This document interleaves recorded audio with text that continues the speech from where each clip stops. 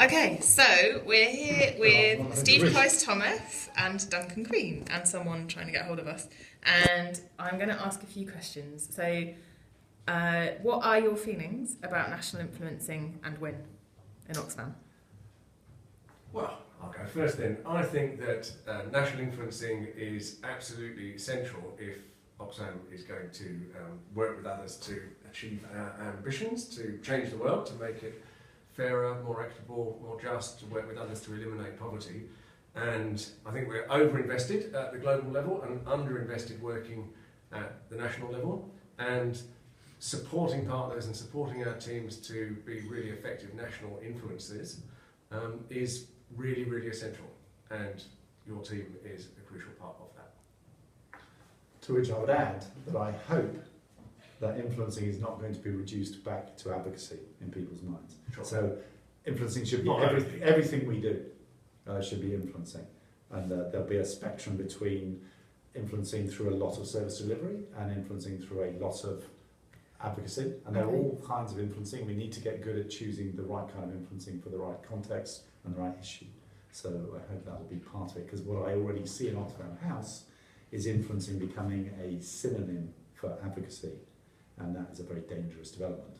Because it needs to be much broader. So, I mean, yes, advocacy has a part, and so does campaigning, but also so does programme delivery in a way that is designed in order to leverage the learnings from it. I mean, I wouldn't say that we should be doing just service delivery standalone, but if it's part of a theory of change and it's got a clear model of change around it in order to leverage change at scale, then yeah, we should be doing. That was an astonishing amount of jargon in 2 sentences. Well, that's good. I'm proud to have brought that.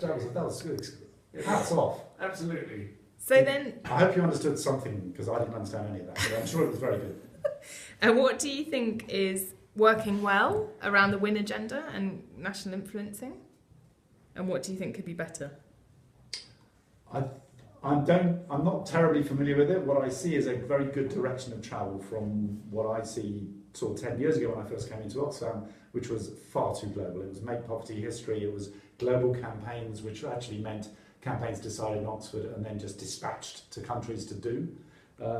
What we need to do is get to a stage where actually national influencing takes place and then stuff percolates up either to national, regional or global level as appropriate. I don't think we've got all the way yet. I still think there's a difficult tension between a piece of work which makes sense globally and lots of pieces of work which make sense nationally, and there's always going to be an uncomfortable fit between them. But we're going in the right direction on that. I think we just need to go further.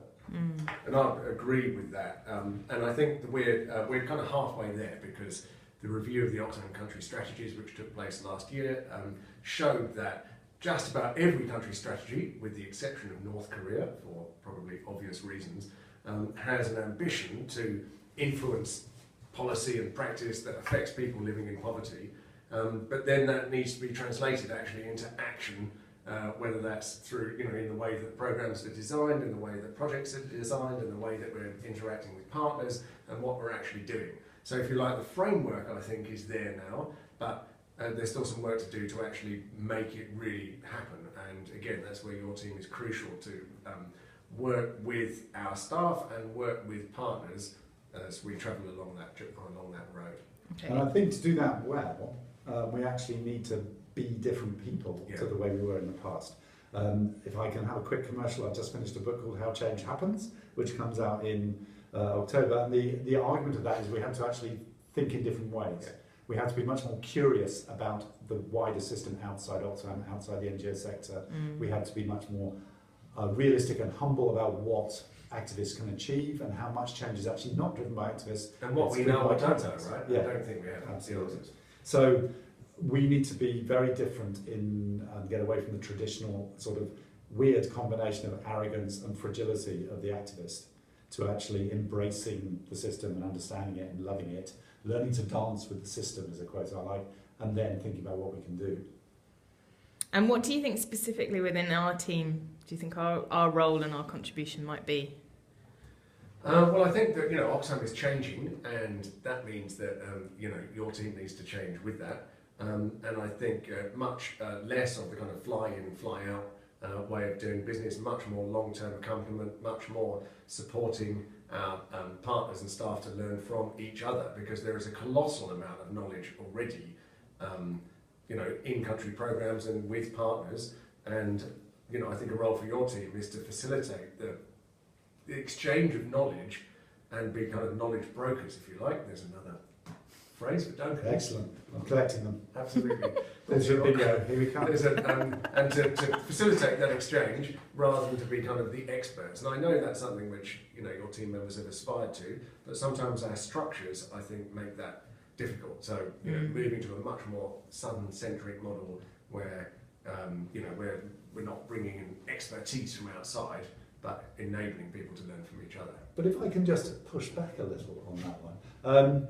What does Oxfam add to countries with rich civil societies, lots going on, a tradition of political activism, probably in many cases far more sort of vital than we have in the UK. Mm-hmm. And it's the international presence which is quite important. I think that it could be technical advice, it could be linking and learning, it could be cross-country exchanges, but it's that international element of Oxfam which actually means we've got something to add. Otherwise, I think it's a mistake when Oxfam staff just start thinking that they are just another national campaigning organisation. No, sure. We lose our identity. But the end in WIN is network, and that's it's worldwide influencing network, and that's is that what it is? And precisely. Oh, wow. Absolutely. That's really clever. So that's the key part of it is about bringing the expertise and that knowledge and sharing it around the world. So I'll give you one example. Suppose we decided to decide our work on influencing based on how many people die unnecessarily in poor countries. The number one candidate would actually be tobacco. Okay. Kills 6 million people a year. That's 15 malarias. And we know what to do about tobacco. We've got lots of expertise in the UK, in the US, about reducing tobacco consumption. We've got lots of companies which are actually out there, British and American companies, killing people in developing countries. It's not seen as an issue we should be working on, but actually it seems to be an absolute candidate where we could do brilliant exchange, we could do brilliant do no harm campaigning in the north, totally tailor-made, no one's working on it. So I think if we started thinking genuinely as an international organisation and about what problems we share and have in common, we could do a lot more. That's true, but it is also about differentiation and about different. If nobody's doing that, then absolutely. But I don't think we should fall into the trap of necessarily assuming that we're the best organisation at fixing every problem, right? No. We should certainly consider it, but there are certain problems which lend themselves to international organisation approaches, right? Which is either collective action problems like climate change or shared problems like tobacco. Sure. Yeah. So I think, of course, there's also issues around, for example, around air pollution and the colossal number of early deaths from air pollution from coal-fired power plants, for example, is very significant in Asia, and road accidents too, right, which are a very significant killer. So they're all areas which we currently choose not to work on, but I think you're right that we should be starting from first principles and thinking, okay, so what really needs to happen here, and then ask the question: so are we the best people to work on this, or should others do it? I think you're going to have to edit this, aren't you? No, it's all good. I've got one more question though. Like, how do you think we can unleash the potential of peer-to-peer support and learning? Like, what kind of practical things can we as a team start to do and start to try to make happen to really tap into that potential in country? People don't always like each other, so I think it's quite important to actually have a buddy system where people are buddies, where people get on, and then you actually acknowledge that and have long-term relationships rather than the sort of more routinized exchanges. I think spending time secondments rather than just these fly in, fly out exchanges are just as done in some ways as fly in, fly out, capacity building, all those awful words. So actually sort of respecting that some people get on and learn from each other and some people don't, and working with that, with the grain of that, rather than thinking we had some sort of recipe. Yeah, and I would agree with all of that, and add that you mentioned Robert Chambers earlier on, but it's a question almost of mindset about who has the knowledge, who's the expert, what does that mean for us, and some of us, I studied development at London School of Economics 25 years ago, which makes me an expert, and there's a lot which I need to unlearn in order to be open and to really be effective in supporting learning across networks and across partners and across countries. rather than even subconsciously seeing myself as an expert. And how can we get more resources to support more national influencing in country and that peer-to-peer support, do you think? So I've got this pot of money, which is $1,000 billion a year. It's 7 times the volume of the global aid budget, and it's called zakat. It's one of the 5 pillars of Islam. All Muslims are supposed to give 2% of their wealth to charity, to charitable cause every year. As far as I know, Oxfam has done almost nothing to help its partners or its affiliates in countries with large numbers of Muslims harness that money for social change. So that's just one example. We need to get as insistent on domestic resource mobilisation by civil society as we are about domestic resource mobilisation by governments, which we're encouraging through all our tax campaigning and all the rest of it. So it seems to me a big oversight. And then, I mean, yeah, that's a fabulous opportunity. Probably less exciting is that within Oxfam, as we deliberately change the way we work in order to put influencing at the heart of our national change strategies and at the heart of our programmes, the money needs to follow that too. So that means about changing budget allocations within Oxfam in order to, so that the reality follows the rhetoric. And we've still got some way to go within that. I think some programmes are allocating more money to this type of work, but a lot of programmes aren't.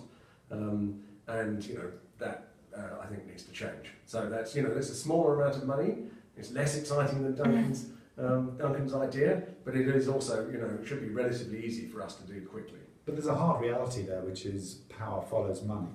So unless we find a way to have a more even balance of spending and income between affiliates and between southern partners and players in the north, it's always going to be uphill to actually have a conversation based on equality. Mm.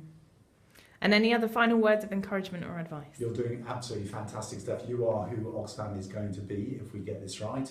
Please carry on and do it well. And I agree completely, and you're the future, and you will be leading us into the future. Past. So, speak for yourself, Duncan. And just a final word is that Duncan's book is available at a knockdown price of, how much is it? It's probably about £70. It's free online. From the day of publication, you can download it for free. And the day of publication is... Now I have to give him his bribe for... That's right, I can't take it. Okay. Not on camera. Not on camera. Okay. Thanks very much. Thank you.